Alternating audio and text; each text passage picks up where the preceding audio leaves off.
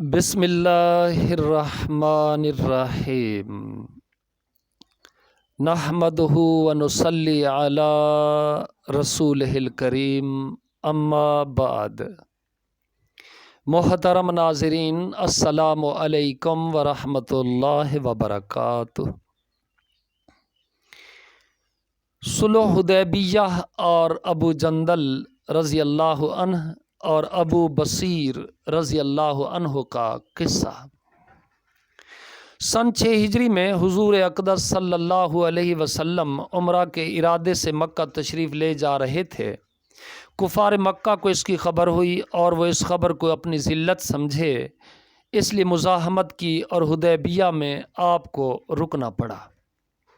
جانثار صحابہ ساتھ تھے جو حضور صلی اللہ علیہ وسلم پر جان قربان کرنا فخر سمجھتے تھے، لڑنے کو تیار ہو گئے، مگر حضور صلی اللہ علیہ وسلم نے مکہ والوں کی خاطر سے لڑنے کا ارادہ نہیں فرمایا اور صلح کی کوشش کی، اور باوجود صحابہ کی لڑائی پر مستعدی اور بہادری کے حضور صلی اللہ علیہ وسلم نے کفار کی اس قدر رعایت فرمائی کہ ان کی ہر شرط کو قبول فرما لیا۔ صحابہ رضی اللہ عنہم کو اس طرح دب کر صلح کرنا بہت ہی ناگوار تھا، مگر حضور صلی اللہ علیہ وسلم کے ارشاد کے سامنے کیا ہو سکتا تھا کہ جانثار تھے، فرما بردار تھے۔ اس لیے حضرت عمر جیسے بہادروں کو بھی دبنا پڑا رضی اللہ عنہ۔ صلح میں جو شرطیں طے ہوئیں، ان شرطوں میں ایک یہ شرط بھی تھی کہ کافروں میں سے جو شخص اسلام لائے اور ہجرت کرے، مسلمان اس کو مکہ واپس کر دیں، اور مسلمانوں میں سے خدا نخواستہ اگر کوئی شخص مرتد ہو کر چلا آئے تو وہ واپس نہ کیا جائے۔ یہ صلح نامہ ابھی تک پورا لکھا بھی نہیں گیا تھا کہ حضرت ابو جندل رضی اللہ عنہ ایک صحابی تھے جو اسلام لانے کی وجہ سے طرح طرح کی تکلیفیں برداشت کر رہے تھے اور زنجیروں میں بندھے ہوئے تھے۔ اسی حالت میں گرتے پڑتے مسلمانوں کے لشکر میں اس امید پر پہنچے کہ ان لوگوں کی حمایت میں جا کر اس مصیبت سے چھٹکارا پاؤں گا۔ ان کے باپ سہیل نے، جو اس صلح نامہ میں کفار کی طرف سے وکیل تھے اور اس وقت تک مسلمان نہیں ہوئے تھے، فتح مکہ میں مسلمان ہوئے۔ انہوں نے صاحبزادے کے تمانچے مارے اور واپس لے جانے پر اصرار کیا۔ حضور صلی اللہ علیہ وسلم نے ارشاد فرمایا کہ ابھی صلح نامہ مرتب بھی نہیں ہوا، اس لیے ابھی پابندی کس بات کی؟ مگر انہوں نے اصرار کیا۔ پھر حضور صلی اللہ علیہ وسلم نے فرمایا کہ ایک آدمی مجھے مانگا ہی دے دو، مگر وہ لوگ ضد پر تھے، نہ مانا۔ ابو جندل رضی اللہ عنہ نے مسلمانوں کو پکار کر فریاد بھی کی کہ میں مسلمان ہو کر آیا اور کتنی مصیبتیں اٹھا چکا، اب واپس کیا جا رہا ہوں۔ اس وقت مسلمانوں کے دلوں پر جو گزر رہی ہوگی اللہ ہی کو معلوم ہے، مگر حضور صلی اللہ علیہ وسلم کے ارشاد سے واپس ہوئے۔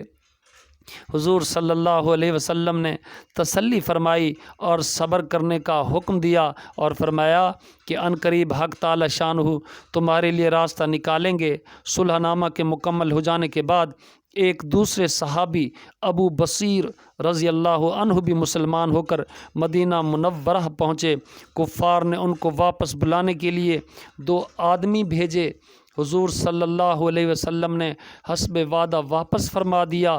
ابو بصیر رضی اللہ عنہ نے عرض بھی کیا کہ یا رسول اللہ، میں مسلمان ہو کر آیا، آپ مجھے کفار کے پنجہ میں پھر بھیجتے ہیں۔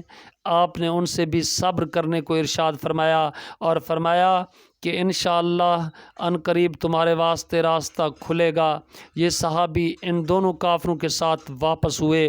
راستہ میں ان میں سے ایک سے کہنے لگا کہ یار، تیری یہ تلوار تو بڑی نفیس معلوم ہوتی ہے۔ شیخی بعض آدمی ذرا سی بات میں پھول ہی جاتا ہے۔ وہ نیام سے تلوار نکال کر کہنے لگا کہ ہاں، میں نے بہت سے لوگوں پر اس کا تجربہ کیا ہے۔ یہ کہہ کر تلوار ان کے حوالہ کر دی۔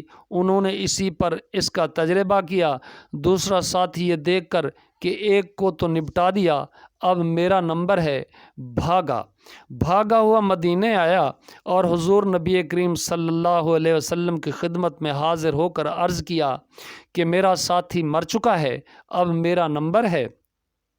اس کے بعد ابو بصیر رضی اللہ عنہ پہنچے اور عرض کیا کہ یا رسول اللہ صلی اللہ علیہ وسلم، آپ اپنا وعدہ پورا فرما چکے کہ مجھے واپس کر دیا، اور مجھ سے کوئی عہد ان لوگوں کا نہیں ہے جس کی ذمہ داری ہو، وہ مجھے میرے دین سے ہٹاتے ہیں، اس لیے میں نے یہ کیا۔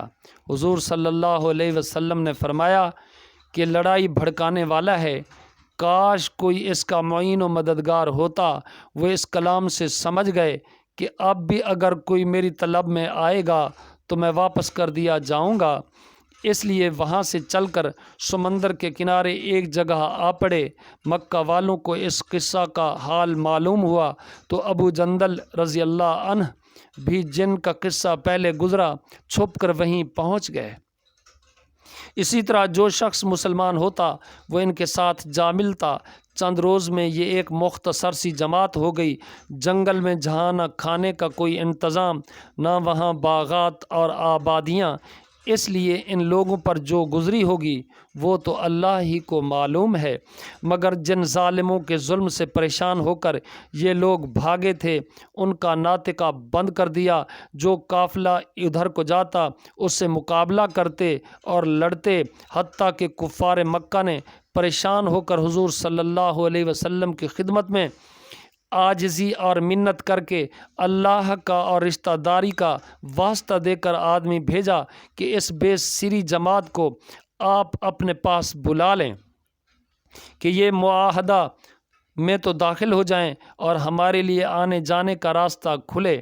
لکھا ہے کہ حضور صلی اللہ علیہ وسلم کا اجازت نامہ جب ان حضرات کے پاس پہنچا تو ابو بصیر رضی اللہ عنہ مرض الموت میں گرفتار تھے۔